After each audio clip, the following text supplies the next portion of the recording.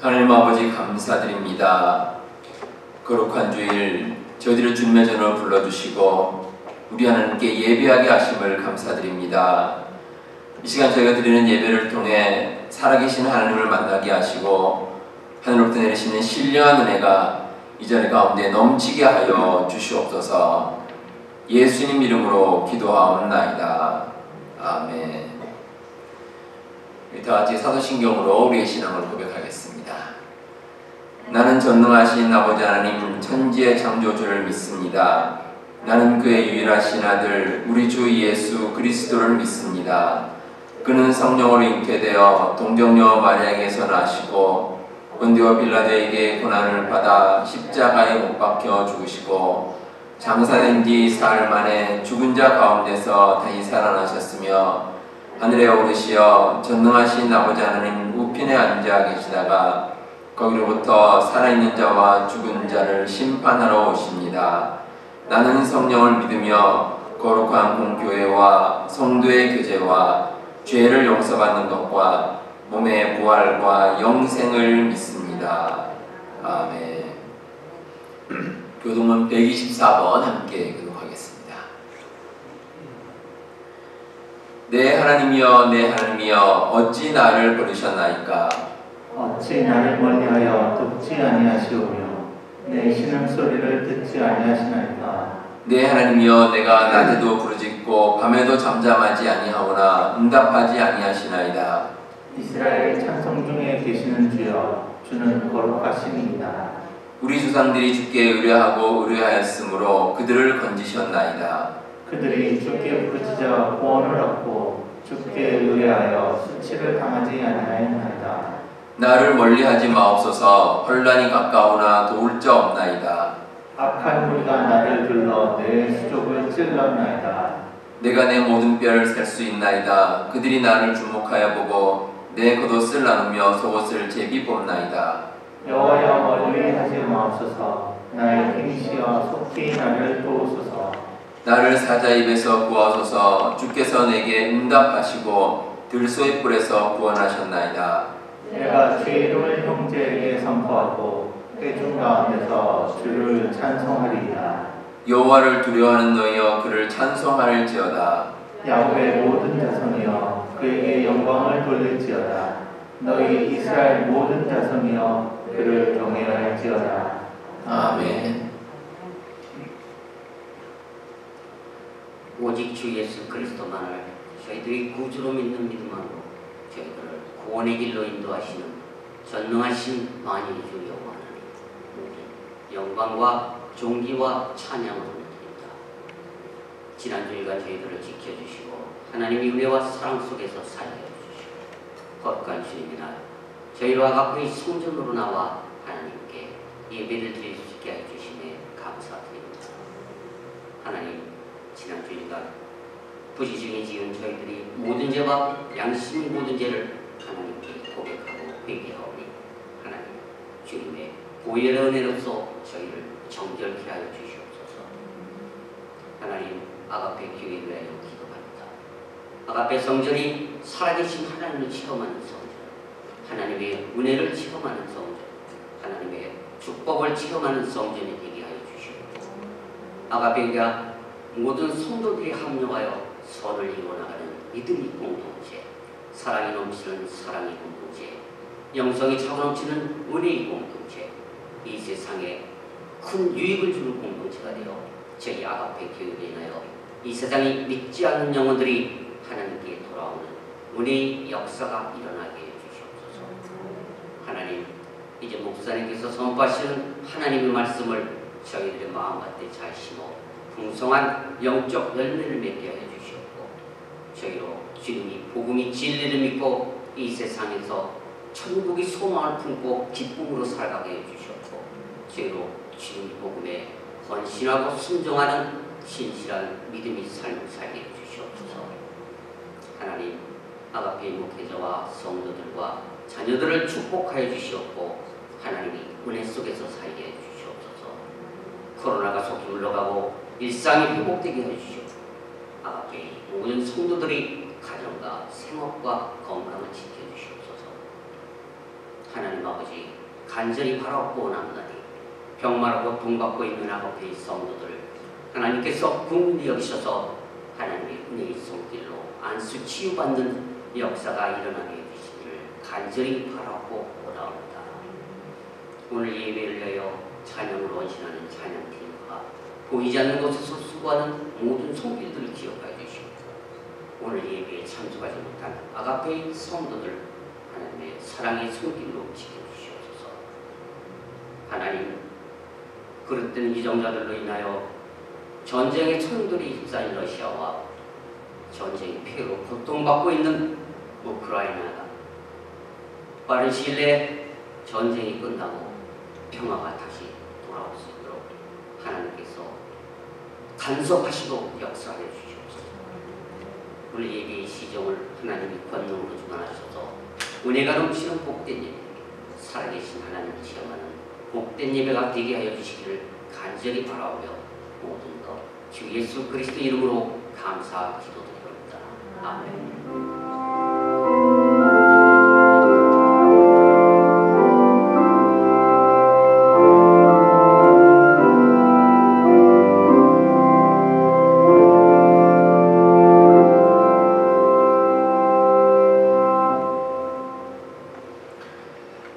여러분 한 주간 잘 지내셨습니까? 우리 옆에 계신 분 보시면서 반갑게 인사 같이 나누겠습니다. 사랑합니다. 축복합니다.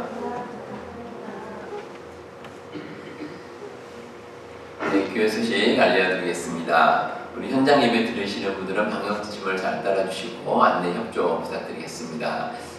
지금 이제 마스크를 벗는 것도 많이 있는데 아직까지 우리 그 종교 시설은 마스크 착용을 권고를 하고 있습니다. 그래서 여기 이제 완전히 해제될 때까지 여러분들 좀 불편하시더라도 마스크를 계속 껴주시면 좋겠습니다.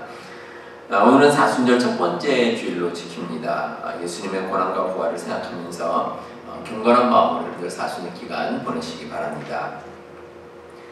교우 주소록이 기록된 정보를 여러분들 확인해 주시고 로비에 붙여 있습니다. 혹시 사진이 없으신 분들은 사진 촬영을 해주시기 바랍니다. 시간은 오전 10시부터 10시 30분까지 또 오후 12시부터 12시 30분까지 본당 로비에서 촬영이 있습니다. 참고해 주시기 바랍니다. 기도하는 엄마들 MRP 세미나가 3월 13일 주일 오후 2시에 이 자리에서 있도록 하겠습니다. 우리 문의는 김현미 집사님께 해주시기 바랍니다.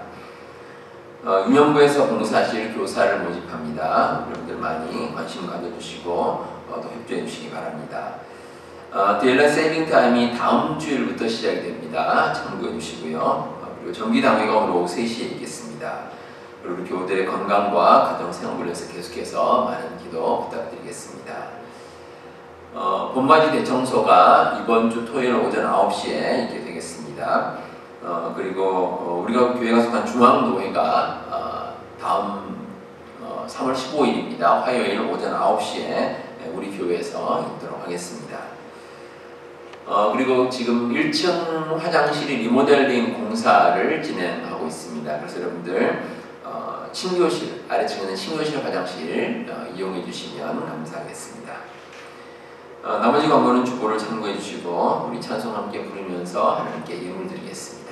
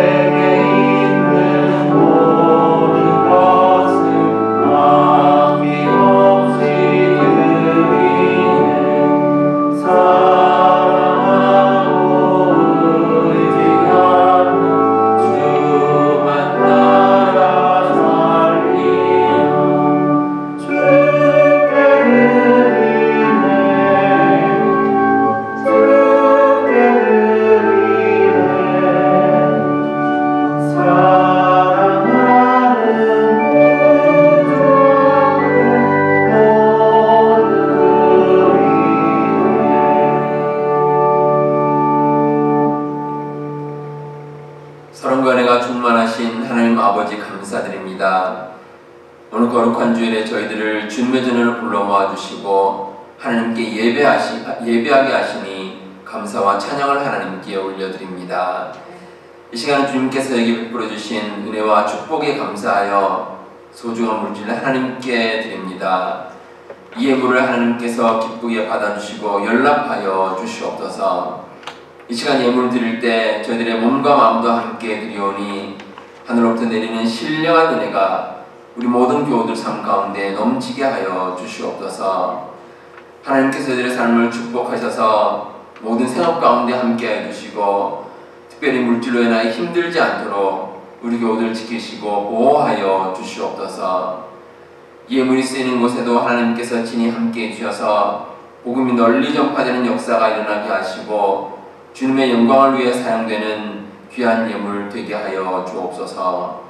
모든 것 감사드리오며 예수님 이름으로 기도하옵나이다. 아멘. 하나님 말씀 함께 보겠습니다. 누가복음 11장 37절에서 44절 말씀 함께 보시겠습니다.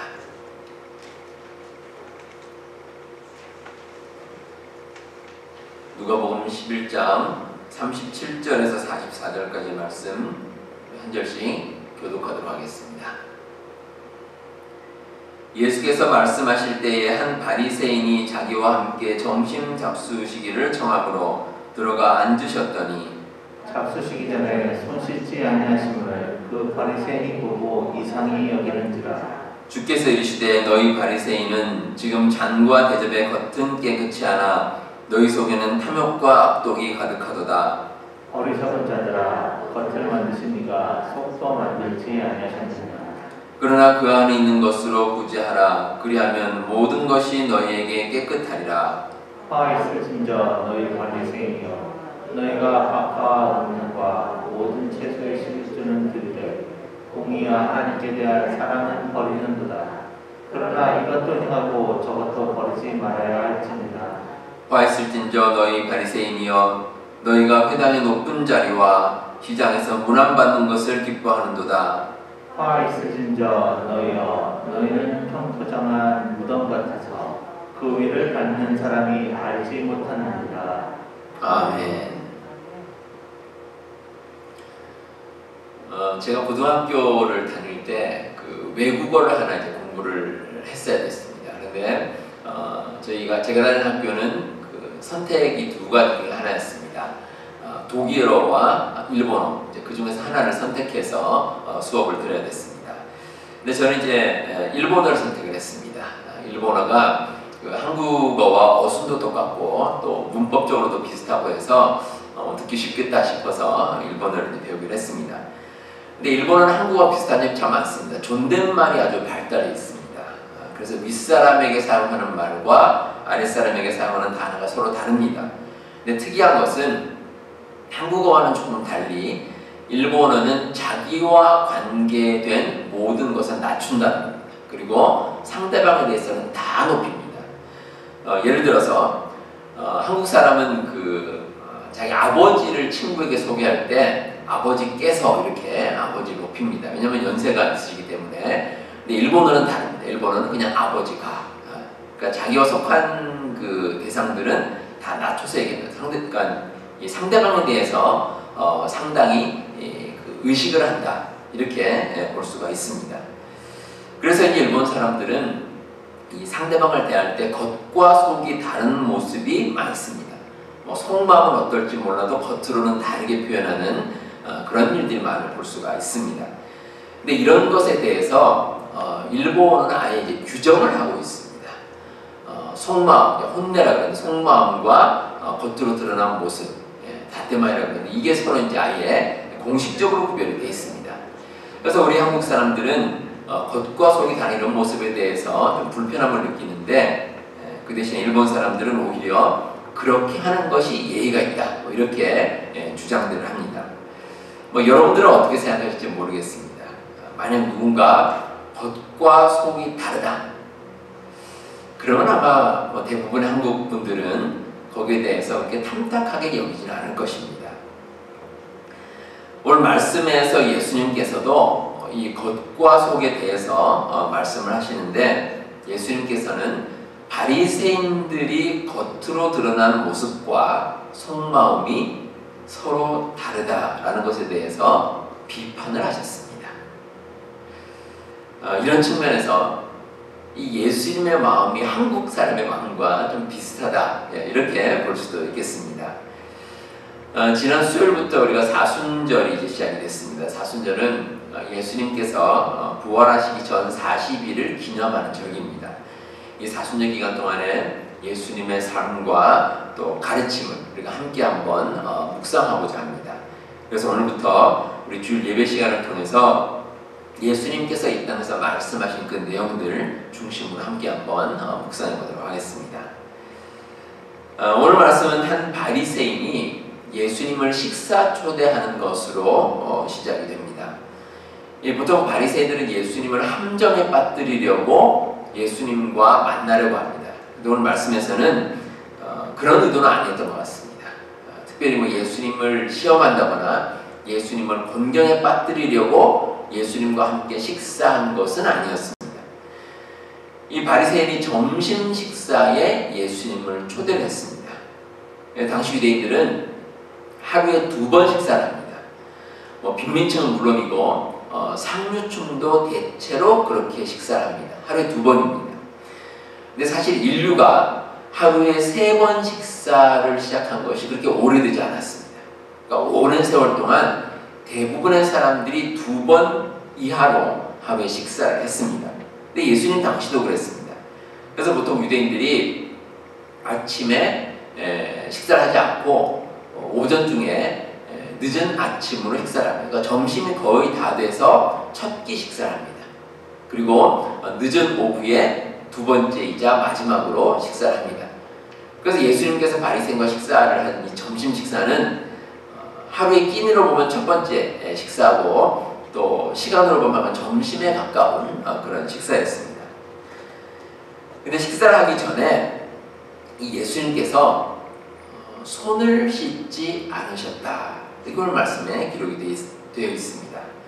근데 이 모습을 바리새인은 좀 이상하게 여겼습니다. 왜냐하면 당시에는 이 식사하기 전에 손을 씻는 것이 일반적인 관례였습니다. 물론 뭐 오늘날에는 그렇게 하는 것이 일상적입니다. 그래서 우리 코로나 바이러스로 인해서 손 씻는 것이 강조가 되고 있는데 그러면 아무래도 위생에도 큰 도움이 됩니다. 근데 오늘 말씀에 나오는 손 씻기는 의미가 좀 다릅니다. 이 손을 씻을 때 물에 비벼서 씻는 이렇게 씻는 게 아닙니다. 그냥 손을 물에 담그는 겁니다. 그래서 오늘 말씀에 나오는 이 손 씻기라는 말의 원래 뜻이 손을 담그다, 손을 적시다 이런 뜻입니다. 마치 우리가 세례를 받을 때 그때 쓰는 말과 똑같습니다. 여러분들 세례 받으실 때 뭐 물에 이제 넣고 이게 막 비비고 하지 않습니다. 그렇게 씻지 않고 그냥 물에 담그는 거죠. 잠기는 겁니다. 그거하고 똑같습니다. 근데 당시 유대인들은 일종의 형식적으로 그냥 손을 물에 담갔다 꺼냅니다. 이제 그렇게 하는 것이 상대방에 대한 예의다 이렇게 이제 생각을 해서 그렇게 하는 것 같습니다. 그런데 예수님께서는 그렇게 하지 않으셨습니다. 그 이에 대해서 바리새인이 이상하게 여겼습니다. 그래서 예수님께서는 바리새인들이 가진 관습에 대해서 비판하셨습니다. 겉으로는 손을 씻고 깨끗한 척하지만 마음속에는 온갖 악독과 탐욕이 가득하다는 것입니다. 이게 한마디로 말해서 겉과 속이 다르다. 이것에 대해서 예수님께서 비판을 하셨습니다. 이런 예수님 말씀을 통해서 우리에게 주시는 몇 가지 교훈이 있습니다. 첫째는 겉으로 드러난 것으로 다른 사람을 평가해서는 안 된다라는 것입니다. 바리새인들은 겉으로 드러난 것에 치중해서 살았습니다. 예수님께서 하신 말씀처럼 속으로는 탐욕과 악독이 가득한 삶이었습니다. 그런데 겉으로 드러난 것은 깨끗한 척, 그렇게 위장을 하면서 살았습니다. 문제는 이렇게 겉으로 드러난 바리새인들의 모습을 대부분의 유대인들이 그대로 믿어버렸다는 겁니다. 겉으로 그렇게 드러나니까 더 깊이 생각해 볼 것도 없이 그냥 그대로 믿어버렸습니다. 만약에 예수님처럼 그 속에 들어있는 마음을 좀 깊이 생각했다면 정확하게 알 수 있을 텐데 그렇게 하지 않았습니다. 그냥 겉으로만 보고 판단을 해버렸다는 겁니다. 사무엘상 16장 7절에 하나님께서 사무엘에게 이렇게 말씀하십니다. 내가 보는 것은 사람과 같지 아니하니 사람은 외모를 보거니와 나 여호와는 중심을 보느니라. 자, 우리가 이 말씀 볼 때 보통 이제 뒷부분을 강조를 합니다. 하나님께서는 중심을 보신다. 이 부분을 강조하는데 사실은 앞부분도 중요합니다. 하나님께서는 중심을 보시는데 사람을 어떻게 한다고요? 사람은 외모를 봅니다. 보통 사람이 그렇다는 겁니다. 일단 사람은 겉으로 드러난 것에 치중하는 경우가 참 많습니다. 하지만 속에 있는 마음은 언젠가는 드러나게 되어 있습니다. 아무리 겉으로 감추려고 해도 진짜 속마음을 완전히 속일 수는 없습니다. 그래서 우리가 겉으로 드러난 모습으로 섣불리 판단해서는 안 된다는 겁니다. 그건 옳지 않습니다. 절대 섣불리 판단해서는 안 됩니다. 그래서 우리에게 필요한 것이 하나님의 마음입니다. 중심을 보시는 하나님의 마음. 그 마음을 가지고 그냥 겉으로 드러난 모습으로 대충 판단하는 것이 아니라 좀 시간을 두고 깊이 생각을 하고 판단하는 것이 꼭 필요하다는 말씀입니다. 가끔 교우들 가운데 다른 사람이 하는 말 때문에 상처를 받았다. 이렇게 이제 말씀하시는 분들이 있습니다. 그건 저도 마찬가지입니다. 상처까지는 아니더라도 이제 긍정적이지 않은 말을 들으면 저도 사람인지라 마음이 편치 않습니다. 마음이 참 힘들 때도 있습니다. 근데 언젠가 어느 목사님을 통해서 제가 아주 중요한 말씀을 하나 들었습니다. 그 목사님이 이런 말씀하셨습니다. 사람의 말은 묵상하는 게 아닙니다. 묵상은 하나님의 말씀을 하는 겁니다. 이렇게 저에게 말씀하셨습니다. 제가 그 말씀을 듣고 참 많은 생각을 하게 됐습니다. 사람이 하는 말이나 행동에 너무 크게 마음을 쓸 이유가 없다는 겁니다. 다른 사람이 하는 말을 듣다가 가끔 이제 상처가 되는 말이 있을 수가 있습니다. 그런데 가만히 생각해 보면 그 말 가운데 대부분, 한 80~90% 이상이 사실은 그 사람이 말을 할 때 악한 마음을 가지고 하지 않은 경우가 많습니다. 그냥 그 사람은 자기가 생각나는 대로 그냥 얘기하는 겁니다. 그런데 듣는 사람이 그 말이 불편한 겁니다. 그래서 우리가 가끔 오해할 때도 있고 또 그래서 힘들어할 때도 있습니다. 그래서 우리가 다른 사람이 하는 말에 그렇게 깊이 생각할 필요는 없습니다. 그 사람의 말을 곱씹어 생각할 필요 없고 그냥 넘겨버리는 그런 것이 오히려 우리에게 필요할 때가 많습니다. 그런 의미에서 우리 여러분들 저를 한번 따라서 하시겠습니다. 사람의 말을 묵상하지 맙시다.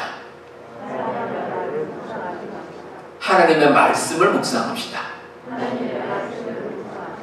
여러분들 이 사람의 말이 아니라 사람의 말은 그냥 듣고 넘기시고 불편한 말이 있더라도 넘기시고 하나님의 말씀을 묵상하는 우리 성도님들 되시기를 바랍니다. 예수님께서는 42절에서 겉과 속이 다른 이 바리새인들을 비판하셨습니다. 그런데 예수님께서 중요한 말씀을 하셨습니다. 이 겉으로 드러나는 것에 너무 치중하지 말라 이렇게 말씀하시면서도 겉과 속이 모두 다 중요하다는 겁니다. 우리가 겉으로 드러나는 모습도 중요하고 그리고 속마음도 중요하다. 이게 예수님의 뜻입니다. 예수님의 말씀에 따르면 바리새인들은 박하와 운향과 모든 채소의 11조는 잘 드렸습니다. 겉으로 드러나는 건 잘한다는 겁니다. 그러나 공의와 하나님께 대한 사랑은 버렸다. 이렇게 책망을 하십니다. 이 마음속으로 가진 것은 올바르지 않았다라는 뜻입니다. 그러면서도 이것도 행하고 저것도 버리지 말아야 한다고 결론을 내리십니다. 그러니까 겉으로 드러난 모습도 사실 중요하고 또 속마음도 중요하다. 이 두 가지 다가 중요하다라고 예수님께서 말씀해 주셨습니다. 예수님께서 바리새인들의 이 겉으로 드러난 모습을 비판하셨기 때문에 겉모습은 의미가 없다고 우리가 생각할 수도 있습니다. 하지만 그렇지 않습니다. 율법에 기록된 모든 내용들, 이 내용들을 우리가 지키는 것도 우리에게 참 중요합니다. 율법이 가진 가치가 분명히 있기 때문입니다. 갈라디아서 3장 24절에 이런 말씀이 있습니다. 이같이 율법이 우리를 그리스도께로 인도하는 초등교사가 되어 우리로 하여금 믿음으로 말미암아 의롭다함을 얻게 하려 함이라. 자, 율법을 가리켜서 초등교사다라고 부릅니다. 이제 과거 개혁 한글판 성경에는 몽학 선생이다 이렇게 기록되어 있습니다. 이 초등교사의 역할은 어린 아이들을 일정 기간 돌보는 것이 그 역할입니다. 근데 그 아이가 나중에 장성하게 되면 초등교사의 역할은 사라집니다. 근데 율법도 마찬가지입니다. 로마서 3장 20절에 율법으로는 죄를 깨달음이라 이렇게 기록되어 있습니다. 율법의 역할은 거기까지입니다. 우리로 하여금 죄를 깨닫는 것. 그러니까 죄를 깨닫는 역할을 율법이 하기 때문에 율법도 의미가 있다는 겁니다. 율법이 없으면 사람들이 죄를 깨닫지 못합니다.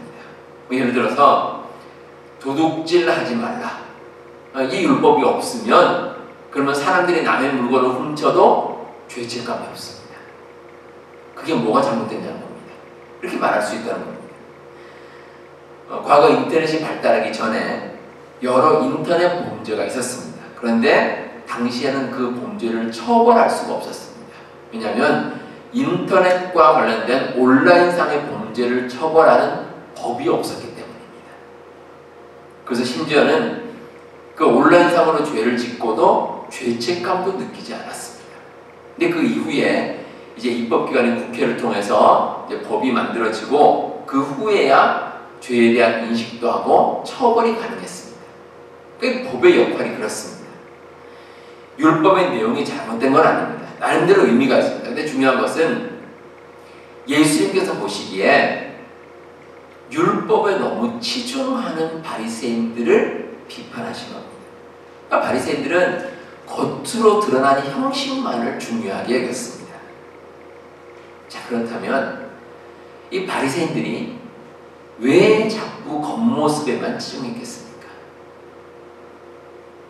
그 답이 43절에 나옵니다. 화 있을진저 너희 바리새인들이여 너희가 회당의 높은 자리와 시장에서 문안받는 것을 기뻐한도다. 자, 바리새인들이 겉모습을 강조한 이유가 이 겉모습은 드러나게 돼 있습니다. 이 바리새인들이 자기를 막 드러내고 싶은 겁니다. 자랑하고. 그러다 보니까 겉모습을 강조할 수밖에 없었습니다. 이 사람들은 속에 있는 모습을 쉽게 알아낼 수는 없습니다. 마음속에 공의도 있고 하나님에 대한 사랑이 있을지라도 그걸 쉽게 드러내는 거 쉽지가 않습니다. 어떻게 보여주겠습니까? 뭐 이마에다가 나는 공의와 사랑의 마음을 품고 삽니다 이렇게 써붙이고 다닐 수도 없습니다. 그래서 많은 사람들이 그냥 겉으로 드러난 모습만 보게 되어 있습니다. 그렇기 때문에 바리새인들이 겉으로 드러난 것을 그렇게 중요시한 겁니다. 율법적인 모습은 그럴듯하게 보입니다. 사람의 시선을 끌기도 쉽고 누구에게나 주목을 받기도 쉽습니다. 하지만 그 모습이 전부가 아닙니다. 겉으로 드러나는 것도 중요하지만 속에 감춰진 그 모든 마음, 속마음도 역시 중요하다. 예수님께서는 두 가지 모두를 강조하셨습니다. 자, 그런데 바리새인들의 이러한 모습이 정말 문제가 되는 일이 있습니다. 다른 사람들에게 피해를 주는 겁니다. 바리새인들은 겉으로 드러나는 모습에 치중하는데 그런데 겉으로 드러나는 이 모습 때문에 피해를 당하는 사람들이 많습니다. 그 대표적인 사례로 예수님께서 44절에서 이렇게 말씀하십니다.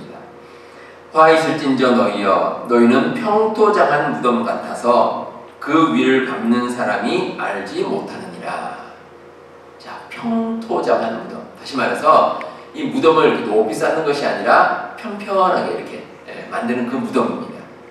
이 무덤에 대해서는 제가 좀 설명을 드리도록 하겠습니다.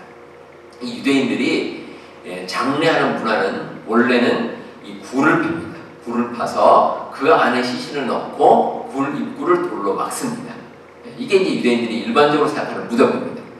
그런데 이 가난한 사람들 가운데는 그 무덤을 마련하지 못하는 사람들이 있습니다. 근데 누군가 세상을 떠났을 경우 그렇게 장례를 지내기가 쉽지 않습니다.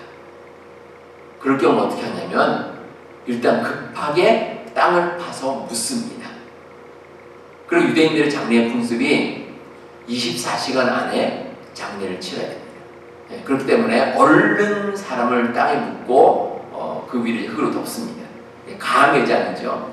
그렇게 매장한 다음에 나중에 좀 돈이 생겨서 무덤을 구입하면 이제 그때 정식으로 매장을 합니다.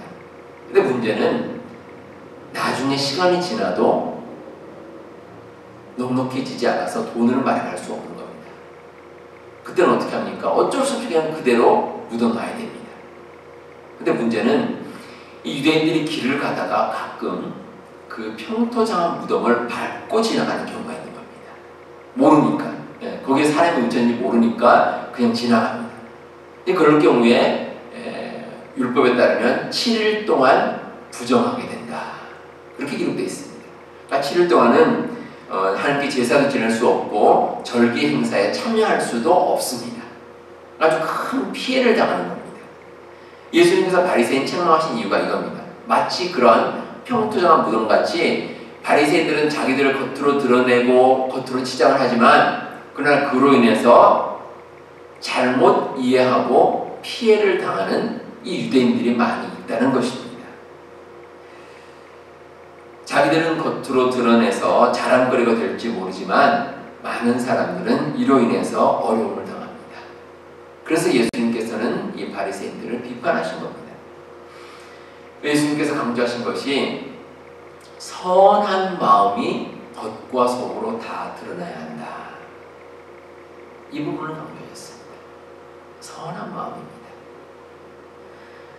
악한 마음을 가지면 아무리 겉으로 깨끗하게 치장을 해도 의미가 없습니다.